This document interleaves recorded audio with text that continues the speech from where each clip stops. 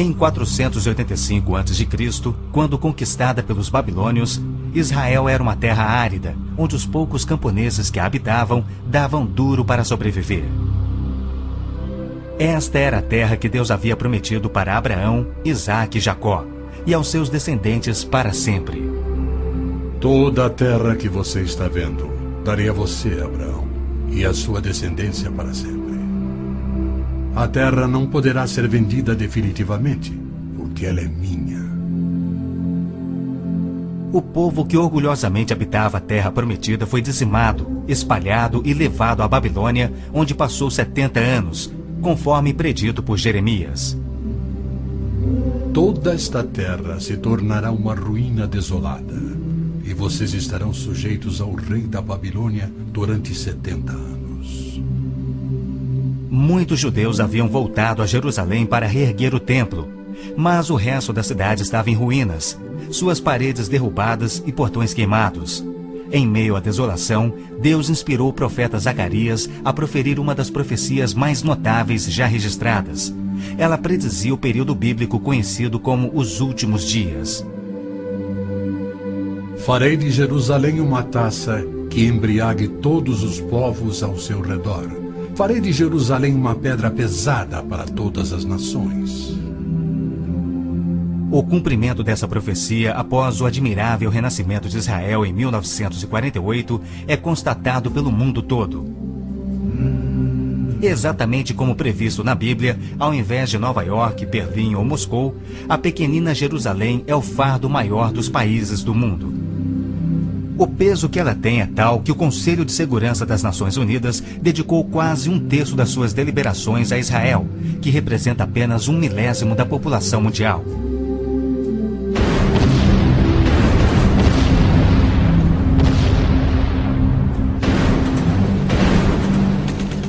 Jerusalém não seria o problema número 1 das Nações Unidas se a nação de Israel fosse facilmente intimidada, mas os seus militares são os melhores do mundo. Naquele dia farei que os líderes de Judá sejam semelhantes a um braseiro.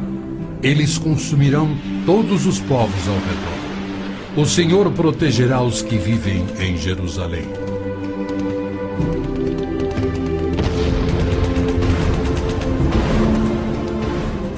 E exatamente como previsto, Israel tem devorado quem o ataca, vencendo todas as guerras, apesar de enormes desvantagens.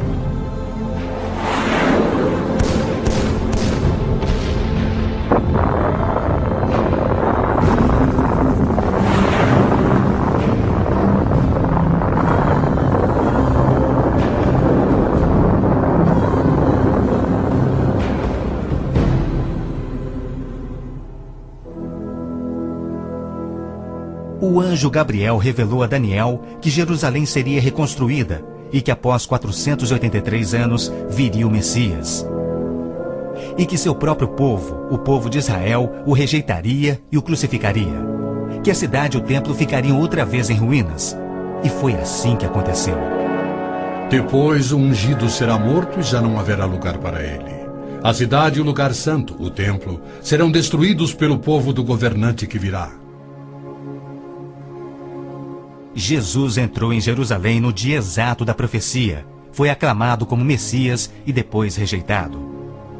Jesus mesmo profetizou: Eu lhes garanto que não ficará aqui pedra sobre pedra. Serão todas derrubadas. E serão levados como prisioneiros para todas as nações. No ano 70 DC, exatamente como Cristo previu, os exércitos romanos, sob Tito, saquearam Jerusalém, derrubaram o templo de Herodes e não deixaram pedra sobre pedra. Mais de 1 milhão de judeus foram mortos e o remanescente espalhado pelas nações. Vocês serão desarraigados da terra em que estão entrando para dela tomar posse. Então o Senhor os espalhará pelas nações, de um lado ao outro da terra. Os profetas de Israel também previram o antissemitismo, que perseguiria os judeus por toda parte. Vocês serão motivo de horror e objeto de zombaria e de riso para todas as nações. Espalhados entre as nações, os judeus têm sido odiados, perseguidos e mortos como nenhum outro povo, enquanto a estéril terra de Israel permaneceu de luto. Após sua visita em 1867, o escritor Mark Twain escreveu: Belém, a terra em que os anjos cantaram não é habitada por criatura alguma. A Palestina se recobre de pano de saco e cinzas, desolada e sem beleza. Em outra de suas profecias admiráveis, Jesus declarou: Jerusalém será pisada pelos gentios, até que os tempos deles se cumpram. Jerusalém foi disputada por todos os grandes povos da história. Babilônios a dominaram, depois os medo-persas. Alexandre o Grande tomou a Palestina para os gregos em cerca de 300 a.C.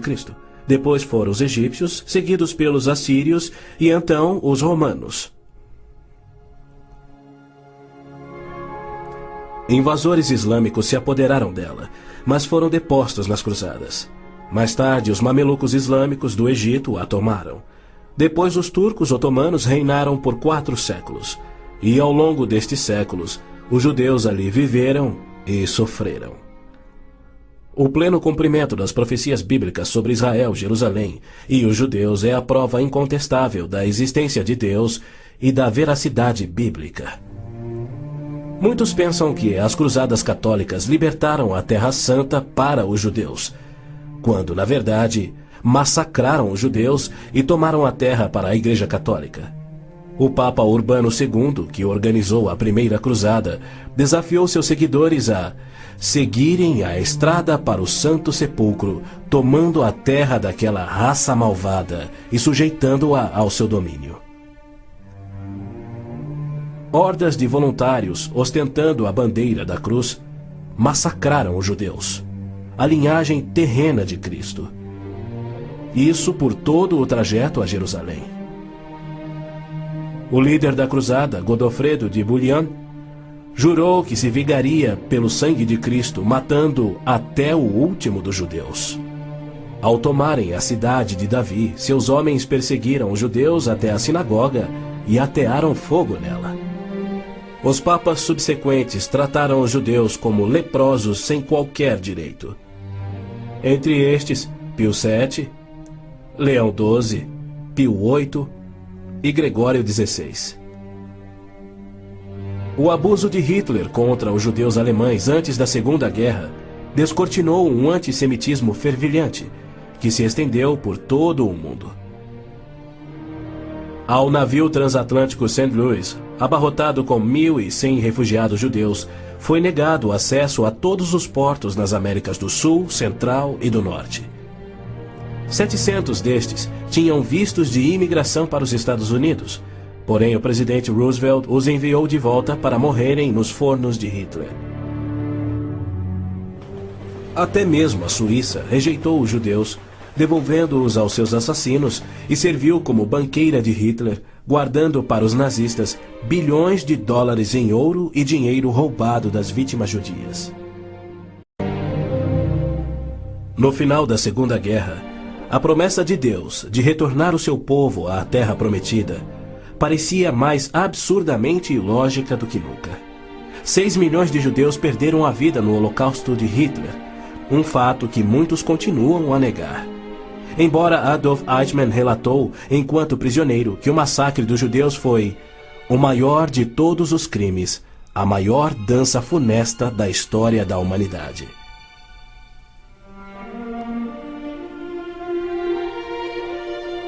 E o mais incrível é que, após a guerra, centenas dos esqueléticos sobreviventes, libertados dos campos de extermínio, foram mortos em toda a Europa. Porém, Deus não esquecera das suas promessas. De 1945 a 1948, apesar de um cruel bloqueio naval inglês, 10 navios antigos contrabandearam 70.000 sobreviventes do Holocausto para dentro da Terra Prometida. Nas palavras de um dos sobreviventes, os velhos navios e a frota britânica eram ameaças menores que a vida na Europa.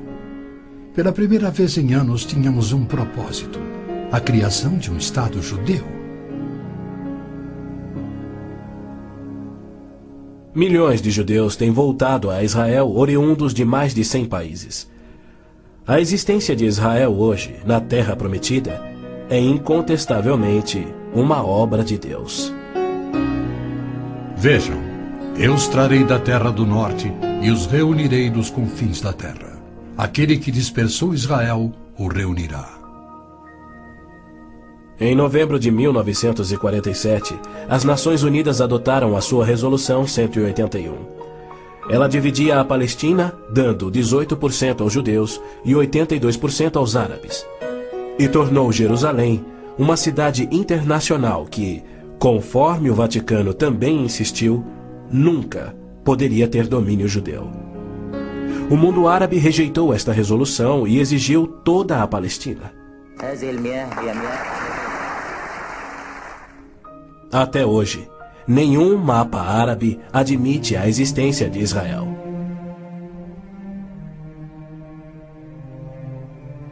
Em 14 de maio de 1948, Israel declarou sua independência. E foi imediatamente invadido por 6 nações árabes. Seus soldados eram várias vezes mais numerosos que os colonos judeus e tinham superioridade indiscutível em armas, tanques e aviões. Tendo recebido da ONU uma faixa estreita e indefensável de terra, rodeada de inimigos dispostos a exterminá-lo, Israel deveria ter sido aniquilado. Porém, para a surpresa do mundo inteiro, que torcia para os seus inimigos, os colonos israelenses derrotaram os que buscavam destruí-los, exatamente como Deus prometera. E assim tem acontecido em guerra após guerra, à medida que seus inimigos têm tentado aniquilar Israel. Sim, é isto mesmo. A aniquilação é o seu propósito declarado. Os muçulmanos têm como dever religioso a exterminação dos judeus. Eles sonham com sua destruição e promovem festividades para honrar os assassinos dos inocentes cidadãos de Israel. O fundamentalismo islâmico começa a varrer o nosso mundo. O próprio Maomé declarou: A última hora não virá antes que os muçulmanos lutem contra os judeus e os muçulmanos os matem. Mas por que a imprensa chama os terroristas muçulmanos de radicais e extremistas? Na verdade, eles apenas estão sendo fiéis ao islamismo. O Corão ordena: Não tomeis por confidentes amigos os judeus nem os cristãos. Matai os idólatras, os não muçulmanos, onde quer que os acheis. Capturai-os, acossai-os e espreitai-os. Líderes muçulmanos, religiosos e políticos ameaçam os judeus como fazia Hitler na TV, pelo rádio e alto-falantes nas ruas e nas mesquitas. Quando Gaddafi brada: a batalha de Israel será tal que Israel deixará de existir, ele fala por todos. O extermínio de Israel é transmitido aos muçulmanos desde o aleitamento. Um ministro da educação da Síria escreveu: O ódio com que doutrinamos as mentes dos nossos filhos desde o parto é sagrado.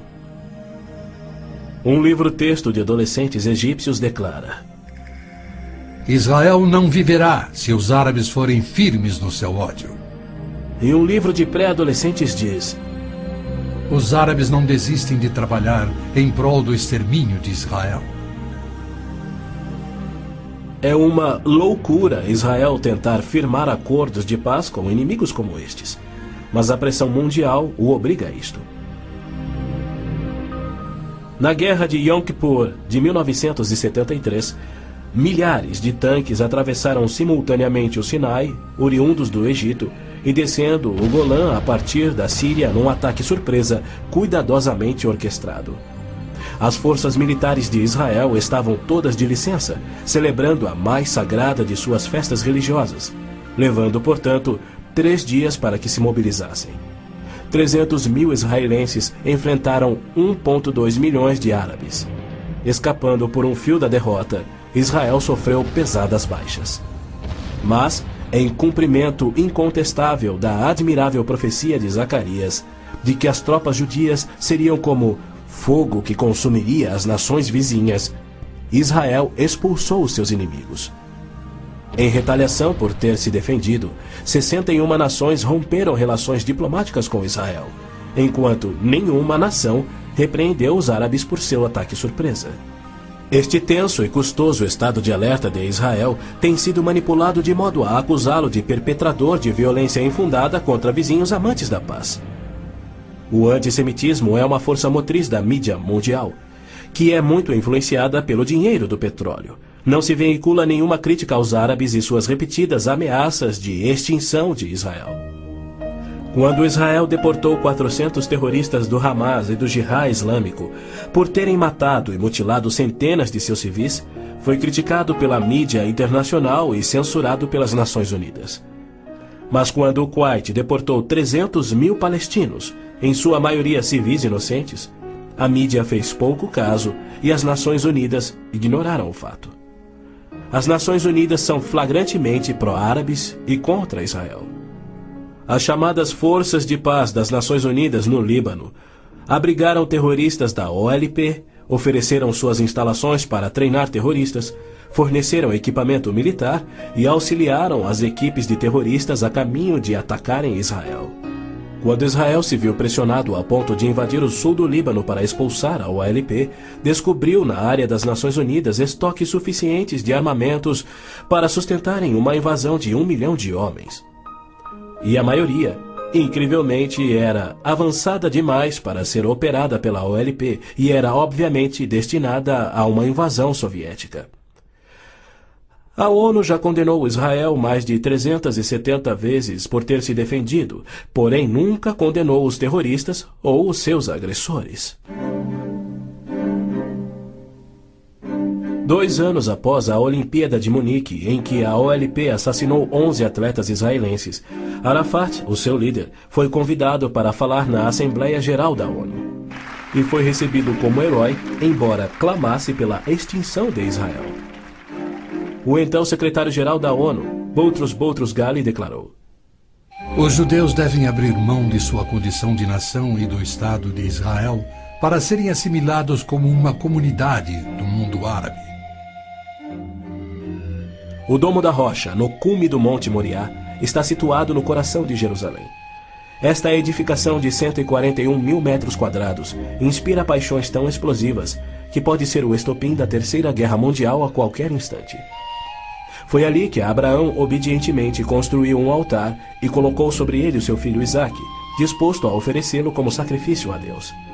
Mas Deus o impediu e proveu um carneiro para substituir a Isaque. 900 anos mais tarde, há cerca de 3.000 anos, o rei Davi comprou aquele terreno santo de Araúna, o Jebuseu, para poder edificar ali um altar a seu Deus. E foi ali que Salomão construiu o primeiro templo. Do templo judeu, destruído por 2 vezes, não resta nada. Em seu lugar se ergue o Domo da Rocha, um imenso monumento ao deus islâmico da lua, o antissemita Alá.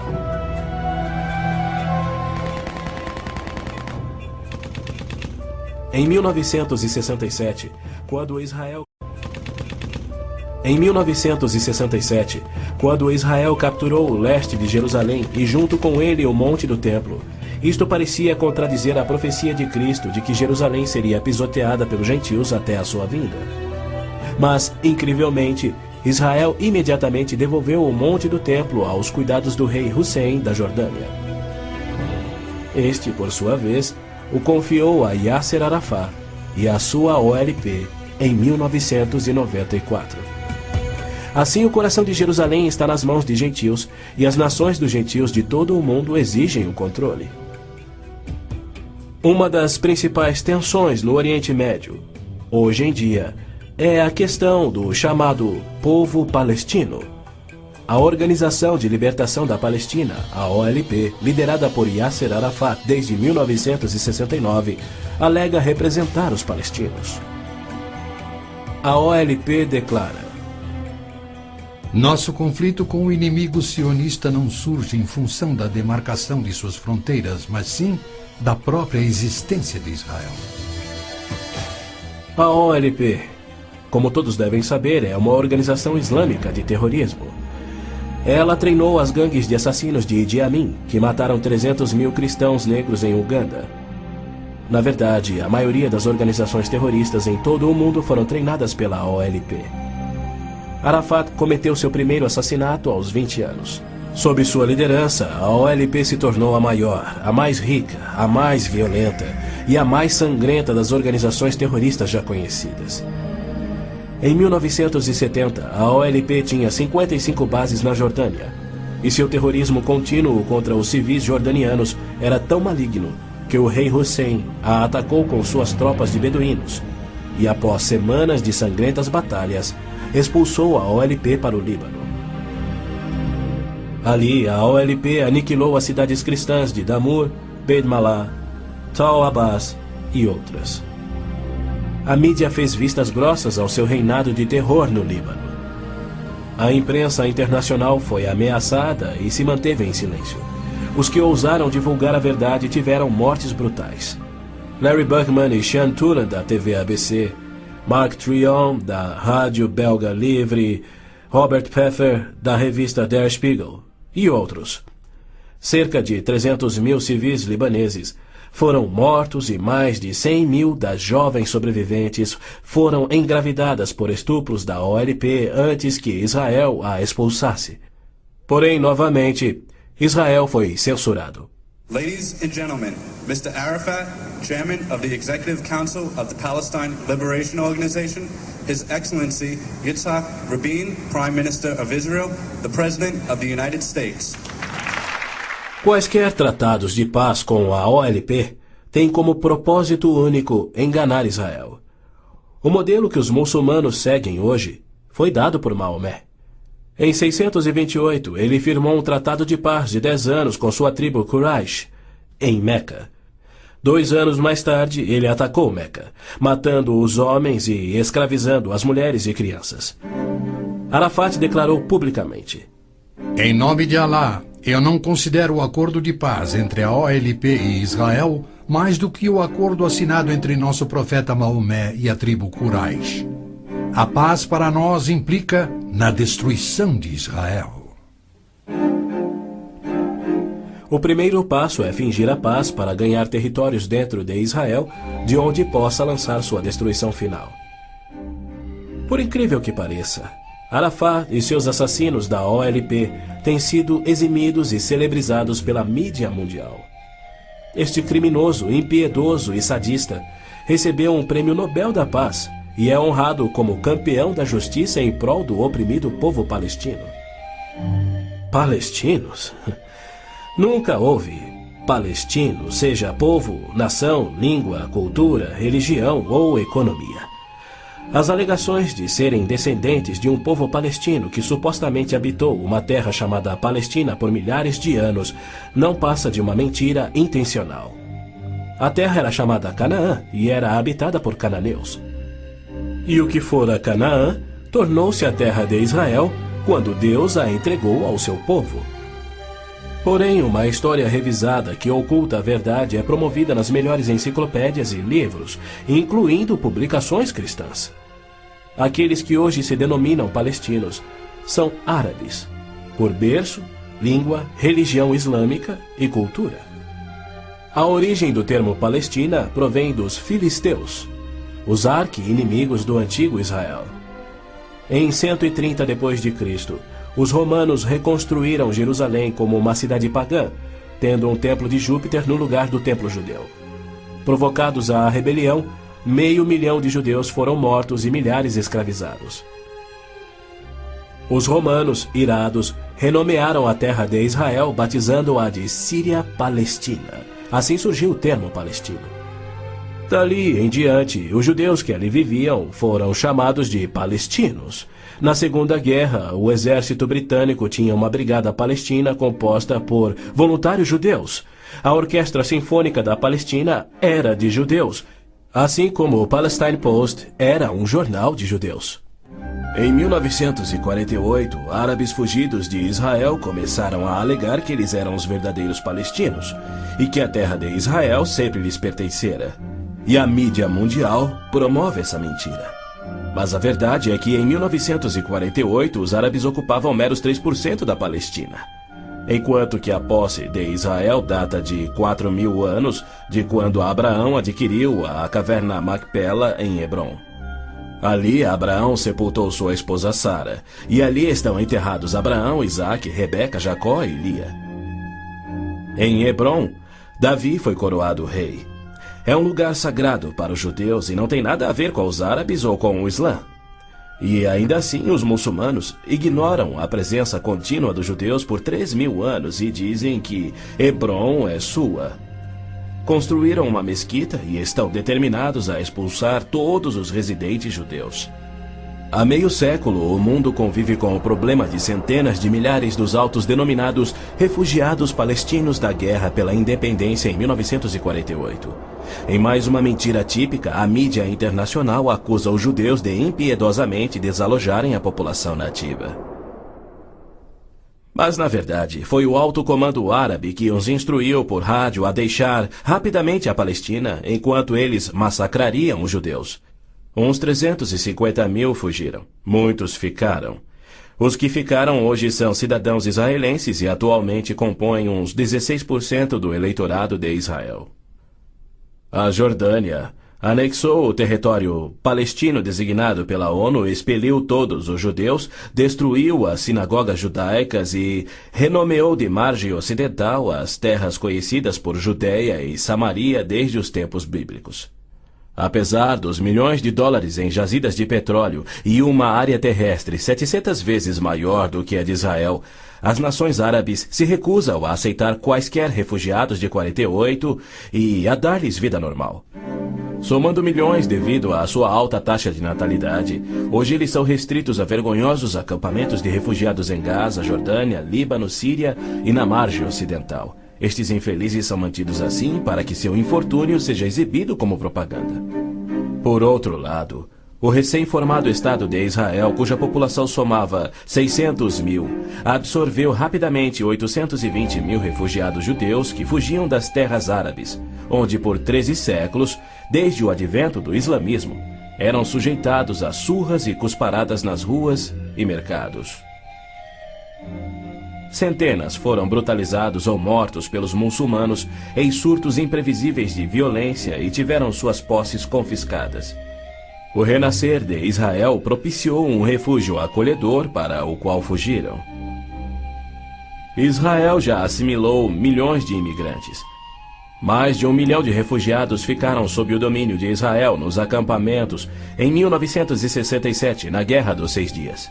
Israel lhes oferece terras estatais, eletricidade, água, esgoto, pavimentação e escolas, e já construiu 9 complexos residenciais para abrigar 10.000 famílias. As nações árabes, incrivelmente, se opõem ao auxílio que Israel oferece aos seus refugiados. Ainda mais incrível é que as Nações Unidas adotam anualmente as seguintes surpreendentes resoluções. A Assembleia Geral exige que Israel desista da reintegração dos palestinos na faixa de Gaza. A Assembleia Geral conclama novamente a Israel para que se retraia de quaisquer ações destinadas à reintegração dos refugiados palestinos. Se formos analisar a história, Jerusalém sempre foi a capital de Israel e seus reis. Hoje em dia, cedia ao seu parlamento. Porém, embaixadas estrangeiras se situam em outros pontos. Segundo o ministro das Relações Exteriores do Vaticano, em visita a Israel em 98, a presença de Israel no lado oriental de Jerusalém constituía uma ocupação ilegal. Em março de 1999, Israel foi advertido que a União Europeia não reconhecia a sua soberania sobre Jerusalém. Numa bula papal do Jubileu de 2000, o Papa João Paulo II rejeitou novamente a soberania israelense sobre Jerusalém.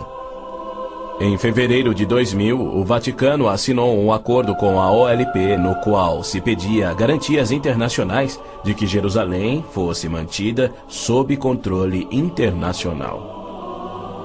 Os maiores inimigos de Israel são o Islã e o catolicismo romano.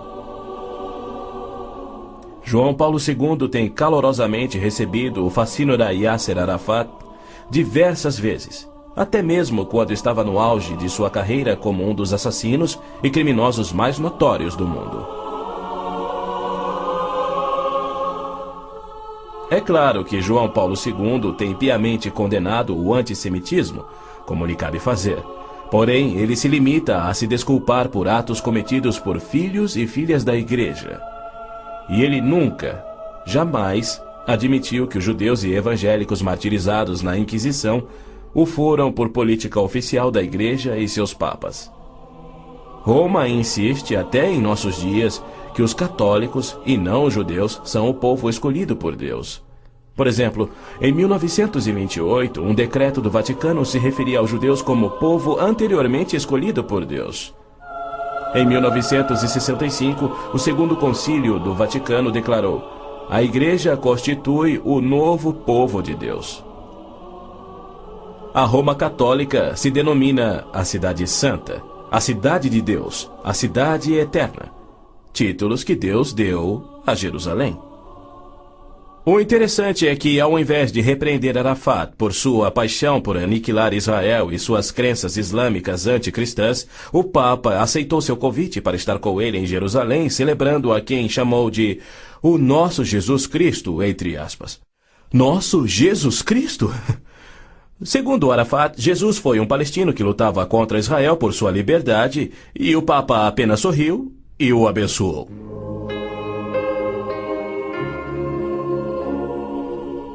Os judeus culpam a Cristo e aos cristãos pelo antissemitismo do catolicismo romano. Mas o catolicismo, com seu falso evangelho de obras, sacramentos, purgatório e indulgências, não representa o cristianismo bíblico. Nenhum cristão verdadeiro poderia ser antissemita. Jesus foi um judeu. Inclusive, a Igreja Católica matou muito mais evangélicos do que judeus. O Papa Inocêncio III massacrou por completo a cidade de Béziers, na França. Morreram cerca de 60 mil cristãos albigenses. E segundo o Papa, foi o auge do seu papado. Os exércitos dos papas levaram um século para exterminar os albigenses e o mesmo destino foi imposto aos valdenses, huguenotes, husitas e outros. No massacre de São Bartolomeu foram chacinados 70 mil huguenotes, mais 200 mil foram mortos depois e 500 mil fugiram da França para salvar a vida. E como estes, há muitos outros exemplos. Hitler não assassinaria os 6 milhões de judeus se os séculos do antissemitismo romano não tivessem preparado o caminho. Em 26 de abril de 1933, Hitler relembrou aos representantes do Vaticano, Bispo Börning e Monsenhor Steinmann, que por 15 séculos Roma considerara os judeus parasitas a serem exterminados, e que ele lhes oferecia uma solução final para o problema dos judeus. Antes de se tornar o Papa Pio XII, o cardeal Eugênio Pacelli, núncio papal da Alemanha, entregou dinheiro do Vaticano a Hitler para formar o partido nazista. Ao se tornar Papa, Pacelli enviou uma mensagem de apoio ao Führer. Ao ilustre Herr Adolf Hitler, Führer e chanceler do Reich alemão. É com grande prazer que recordamos os muitos anos passados na Alemanha como núncio apostólico, ocasião em que fizemos de tudo para estabelecer relações harmoniosas entre a Igreja e o Estado. Agora, suplicamos ainda mais fervorosamente para alcançarmos este alvo. Era 1939 e os abusos de Hitler, bem como suas intenções para os judeus, já eram conhecidos em todo o mundo.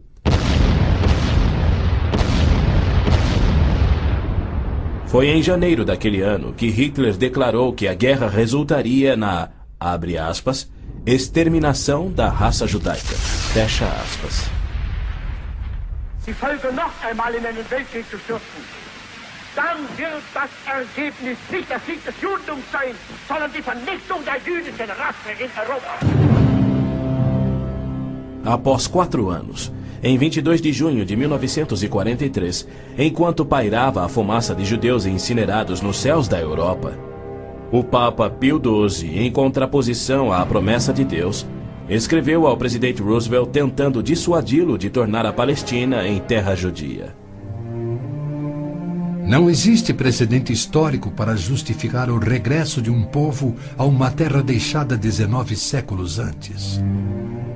Se os hebreus desejam um lar, não seria muito difícil encontrar um território que lhes sirva melhor que a Palestina. Com o aumento da população judaica naquela região, graves novos problemas surgiriam. Sem precedente histórico, Deus o havia prometido. Pio XII nunca condenou o Holocausto em público. Tampouco buscou dissuadir Hitler do seu intento de aniquilar os judeus. Porém, ele se manifestou, de forma bem enfática, contra o regresso dos judeus à terra de Israel, que Deus lhes dera como herança eterna. Do mesmo modo, Pio X declarou em 1904: Não podemos reconhecer os judeus como povo. Em 1919, o cardeal Pietro Gasparri, secretário de Estado do Vaticano, escreveu: O perigo que mais nos amedronta é o da criação de um Estado judaico na Palestina. E quanto ao Islã, esta religião de violência tem sempre forçado conversões pela espada. Após a morte de Maomé, a maioria dos árabes abandonou o Islã, dando origem às famosas Guerras da Apostasia. Abu Bakr, o primeiro califa a suceder Maomé, matou dezenas de milhares de ex-muçulmanos buscando reimplantar o Islã. Até o início do século VIII, os ferozes guerreiros do Islã haviam tomado a maioria do Oriente Médio, muito da África e haviam quase conquistado a Europa. A violenta natureza do Islã é vista ainda hoje em multidões bradando "Alá é grande" e infligindo terror e morte sobre os não-muçulmanos. O Islã está por trás da maior parte do terrorismo no mundo. Hoje em dia, multidões muçulmanas periodicamente massacram milhares de cristãos, queimando e saqueando as suas terras.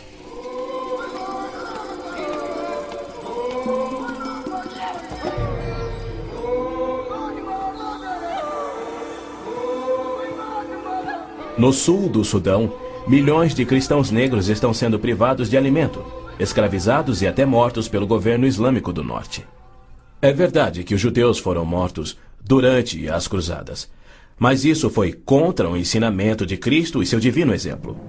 Já os terroristas muçulmanos matam como forma de obediência a Alá, em obediência ao Corão e ao ensino e exemplo de Maomé. Qualquer estudioso muçulmano concordará ser o dever sagrado de todo muçulmano em todas as eras praticar guerra santa o quanto for possível para forçar o mundo inteiro à submissão ao Islã. O Corão mantém mais de 100 versículos sobre lutar e matar neste propósito. Porém, a mídia internacional insiste em descrever o Islã como religião pacífica. Tony Blair, o premier britânico, classificou o Islã dizendo ser sinônimo da paz, tolerância, além de uma força para o bem. Muitos políticos de destaque no Ocidente têm elogiado o Islã e seus caminhos pacíficos, e líderes religiosos também.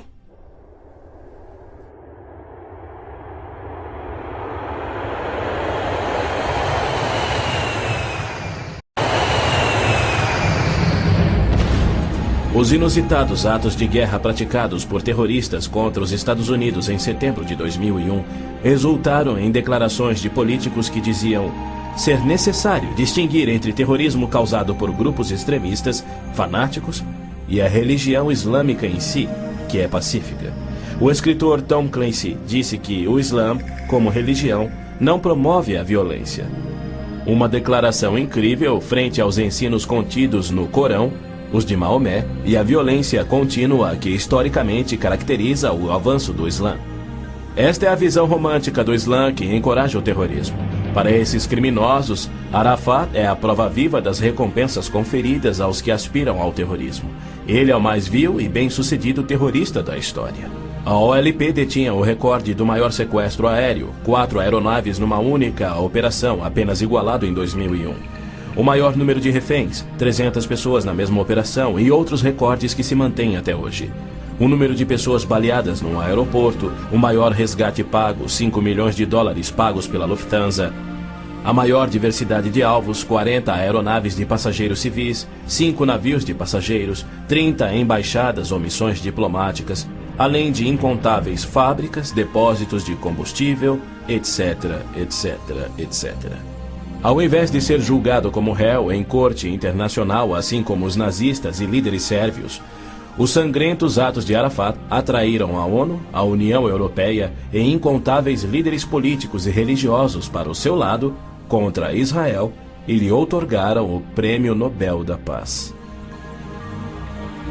O que confere a pilotos habilidosos a coragem e o ímpeto de se apoderarem de jatos comerciais e arremetê-los contra edifícios civis ou militares. Ou outros que se suicidam explodindo ônibus em Tel Aviv. Somente uma coisa: a garantia islâmica do paraíso para os que morrem na jihad. Aos mártires, o Islã promete um palácio de marfim contendo 70 mansões, cada mansão contendo 70 casas e em cada casa uma cama com 70 lençóis. E em cada lençol uma linda virgem que recupera sua virgindade a cada vez que o mártir a possui. Lhe é prometido que o seu apetite para o sexo e alimento será igual ao de 100 homens. Os meninos muçulmanos ouvem essa promessa desde a infância. Ela lhes confere a coragem inconsequente que os faz treinar e executar ações terroristas suicidas para infligir morte e destruição sobre os chamados inimigos de Alá. Quando este mundo reconhecerá que o Islã é que é o culpado?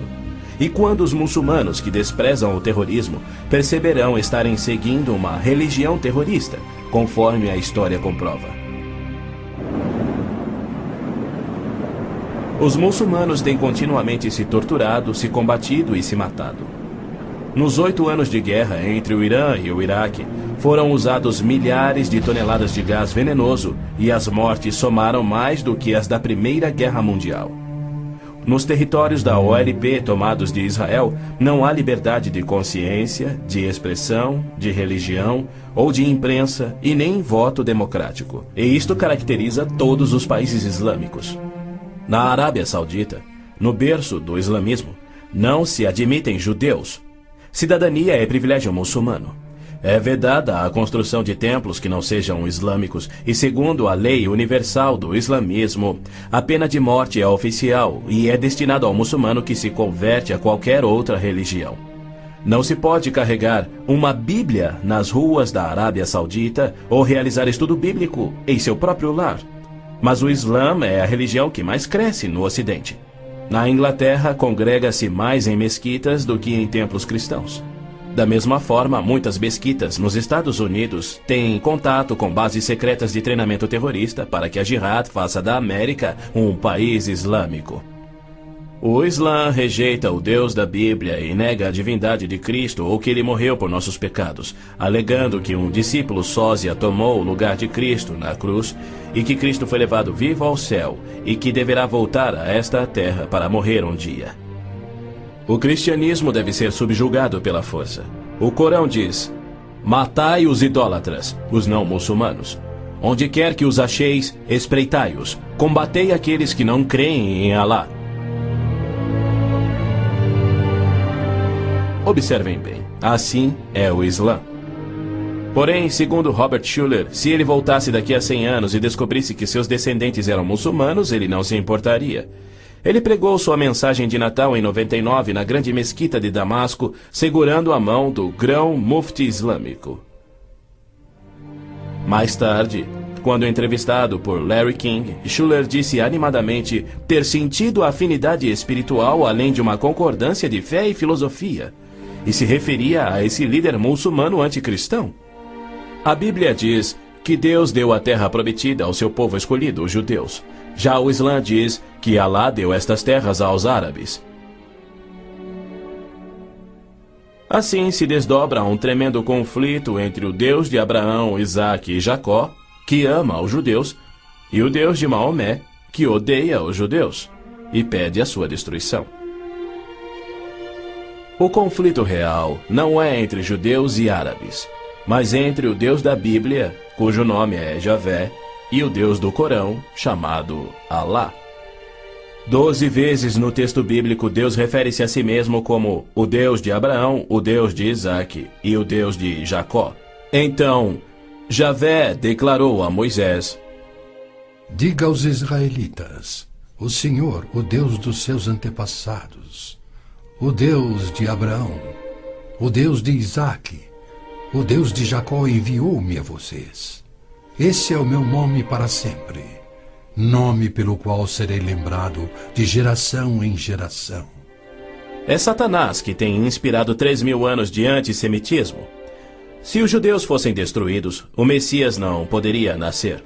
Mesmo após a vinda de Cristo, se Satanás destruísse os judeus, Javé seria um mentiroso, incapaz de cumprir sua promessa de restaurar a terra a Israel, para que dali Cristo reinasse no trono de Davi na sua segunda vinda.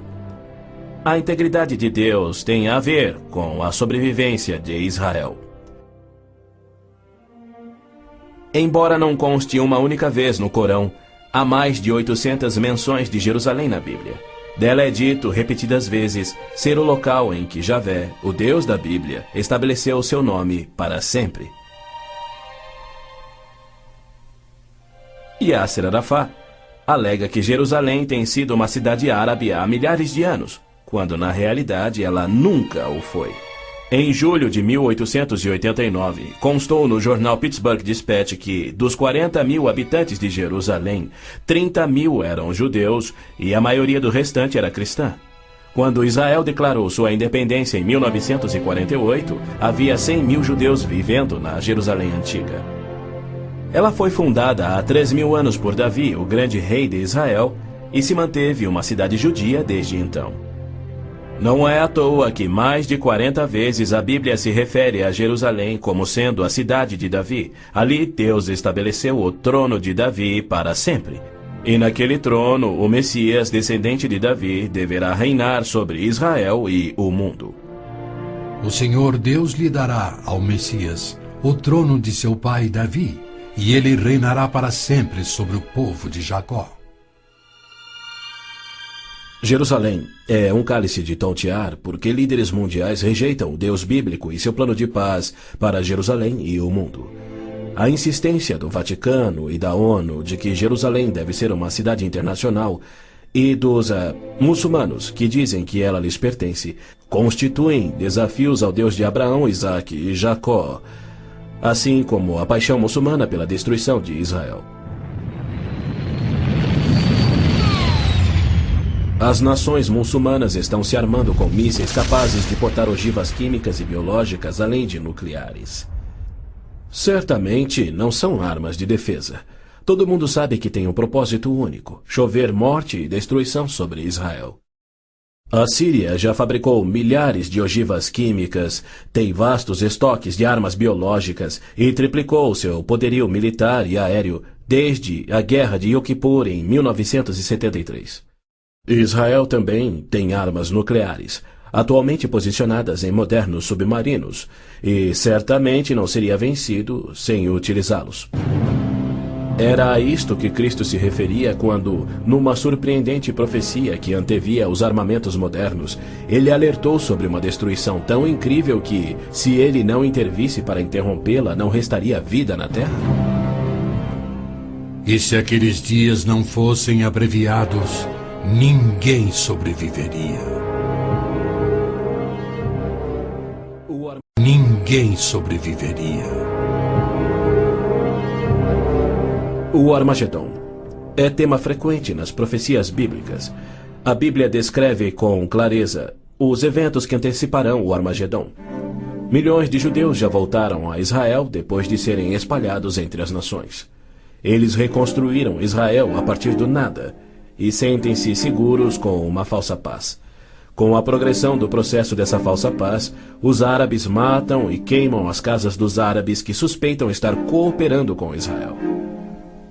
Terroristas muçulmanos que matam judeus são honrados nos países árabes. Ruas e feriados recebem os seus nomes. Na virada do milênio, o Prêmio Palestino de Cultura foi outorgado a Abu Daud por seu livro, no qual descreveu como planejou e executou o assassinato de 11 atletas israelenses nas Olimpíadas de Munique em 72. Ainda assim, os israelenses seguem sonhando em alcançar a paz com aqueles que juraram exterminá-los. Logo a seguir, virá aquilo que Jeremias chamou de o tempo da angústia de Jacó. Exércitos do mundo, sob o anticristo, serão trazidos ao Armagedon por Javé, no intento de puni-los por terem odiado, perseguido e matado o seu povo Israel, e para disciplinar Israel por sua descrença. Você, anticristo, avançará contra Israel, o meu povo, nos dias vindouros. Trarei você contra a minha terra para que as nações me conheçam, e todas as pessoas da face da terra tremerão diante da minha presença. Reunirei todos os povos para lutarem contra Jerusalém. Depois, o Senhor sairá para a guerra contra aquelas nações. As frases "a minha presença" e "o Senhor sairá para a guerra" indicam que Deus mesmo virá salvar Israel no Armagedon.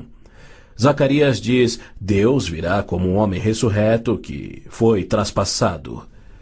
Este só pode ser o Messias, a quem Isaías chamou Deus poderoso, o Pai eterno.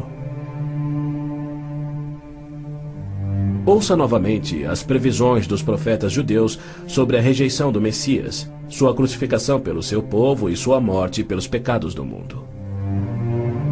Perfuraram minhas mãos e meus pés na crucificação. Foi desprezado e rejeitado, eliminado da terra dos viventes. Por causa da transgressão do meu povo, ele foi golpeado.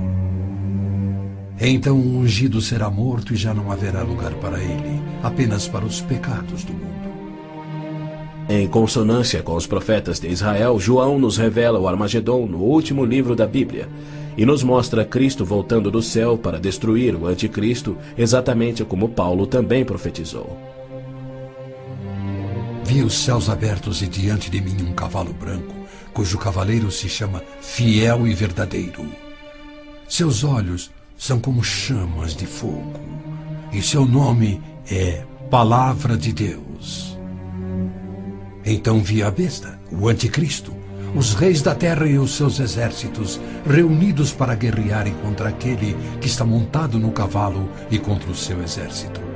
Mas a besta foi presa, e com ela o falso profeta.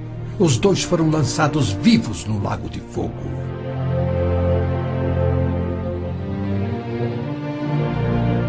Antes do Armagedon, o anticristo irá confirmar um pacto de 7 anos, garantindo uma falsa paz entre árabes e judeus. Prometerá segurança a Israel, permitirá que Israel reconstrua o templo e reinicie os sacrifícios de animais, após um intervalo de mais de 1900 anos. O anticristo quebrará seu pacto, cessará os sacrifícios, colocará a sua imagem no templo, declarando ser Deus e exigindo ser adorado. Os que se recusarem morrerão. Com muitos ele fará uma aliança que durará uma semana. No meio da semana ele dará fim ao sacrifício e à oferta. Então será revelado o homem do pecado, chegando até a assentar-se no santuário de Deus, proclamando que ele mesmo é Deus. Foi-lhe dado poder para fazer que fossem mortos todos os que se recusassem a adorar a imagem. A que semana Gabriel se referia? Quando isso acontecerá? Ele disse a Daniel que após 70 semanas ou 490 anos, toda a profecia se cumpriria, Israel seria restaurado e jamais voltaria a desonrar a Deus. No final das primeiras 69 semanas de anos, ou seja, 483 anos, o Messias viria e seria morto. O tempo seria contado a partir da data em que o rei da Babilônia concedeu a autorização para a reconstrução de Jerusalém. A partir da promulgação do decreto que manda restaurar e reconstruir Jerusalém, até que o ungido, o líder, venha, haverá 7 semanas e 62 semanas. Neemias diz ter recebido autorização para a reconstrução de Jerusalém no mês de Nissan do 20º ano do rei Artaxerxes, ou seja, em 445 a.C. No domingo, 6 de abril de 32 DC, dia em que se completavam exatos 483 anos, hoje o chamado Domingo de Ramos, Jesus entrou em Jerusalém. Não num cavalo branco, conduzindo uma insurreição contra Roma, como os autoproclamados messias tentaram e os judeus queriam, mas num jumento, humildemente trazendo a salvação dos pecados, conforme Zacarias havia predito. Alegre-se muito, cidade de Sião. Exulte, Jerusalém. Eis que o seu rei vem a você, justo e vitorioso, humilde e montado num jumento, um jumentinho, cria de jumenta. Foi no dia 10 de Nissan, que era o dia em que os cordeiros pascais eram tirados do rebanho, que Jesus entrou em Jerusalém e apresentou ele mesmo ao seu povo. 4 dias mais tarde, quando Israel sacrificava os cordeiros, ele, o Cordeiro de Deus, cravado numa cruz, se entregou pelos pecados do mundo, cumprindo a profecia de Moisés. No 14º dia do mês, quando toda a comunidade de Israel irá sacrificar o cordeiro ao pôr do sol. É fato histórico indiscutível que Jesus entrou em Jerusalém num jumento no dia profetizado, foi aclamado como Messias, foi rejeitado por Israel e crucificado conforme os profetas haviam predito. Como resultado, foram postergados os planos que Deus tinha para Israel na 70ª semana de Daniel. Hoje vivemos na época que Cristo chamou de Tempos dos Gentios, pois Jerusalém é uma cidade internacional dominada por não-judeus. E Cristo tem construído a sua igreja, composta tanto por judeus quanto gentios que creem em seu nome. Somente quando esta igreja for arrebatada para os céus, conforme prometido por Cristo, é que terá início a 70ª semana de Daniel. Israel tem profundos problemas espirituais e morais, há hostilidade entre judeus religiosos e seculares e uma desilusão crescente com o judaísmo, especialmente entre a juventude. Israel sofre com drogas, pornografia, prostituição, juventude rebelde, estupros, roubos e assassinatos. Israel precisa se voltar em arrependimento para o Deus de Abraão, Isaque e Jacó. Mas os rabinos nada têm para oferecer aos pecadores arrependidos. Exatamente como Oséias profetizou, eles não fazem sacrifícios pelo pecado há 1900 anos, pois não têm um templo. Pois os israelitas viverão muitos dias sem rei e sem líder, sem sacrifício. Foi Deus quem profetizou essa condição. Por que ele permitiria que seu povo escolhido ficasse sem sacerdócio e sem templo no qual oferecer os sacrifícios pelos pecados que ele havia ordenado? Isso só faz sentido se o sacrifício de Cristo na cruz cumpriu todos os sacrifícios do Velho Testamento que já não são mais necessários. Caso contrário, Deus abandonou o seu próprio povo e todo o mundo sem recurso para o pecado. E isso ele nunca faria. As escrituras hebraicas contêm mais de 300 profecias, indicando quando e onde o Messias nasceria e como reconhecê-lo quando ele viesse. Cada uma destas foi especificamente cumprida ao pé da letra na vida, morte e ressurreição de Jesus de Nazaré. Se ele não for o Messias, então não existe o Messias. Pois foi Cristo que, no dia exato, revelado pelo anjo Gabriel a Daniel, entrou em Jerusalém num jumento, foi aclamado Messias, depois rejeitado e crucificado conforme profetizado. Segundo as escrituras do próprio povo de Israel, aqueles que esperam a primeira vinda do Messias já estão atrasados em 1900 anos. A única esperança de Israel está na sua segunda vinda, e podemos ter certeza de que, havendo gerado a nação de Israel, Deus irá cumprir o seu propósito. Havendo gerado a nação de Israel, Deus irá cumprir o seu propósito. Pois ele declara: Pode uma nação nascer? Acaso faço chegar a hora do parto e não faço nascer, diz o Senhor? Acaso fecho o ventre? Tragicamente, muitos judeus só crerão no seu Messias no Armagedon. Quando Javé aparecer em pessoa para salvar Israel da destruição pelos exércitos, eles reconhecerão finalmente ser o Messias, aquele que foi traspassado e morto pelos seus pecados e que ressuscitou como o próprio Messias predito pelos seus profetas, a quem rejeitaram. Então todos os judeus ainda vivos irão crer. Mas para todos aqueles, judeus e gentios, que morrerem sem crer nele, tragicamente não restará esperança.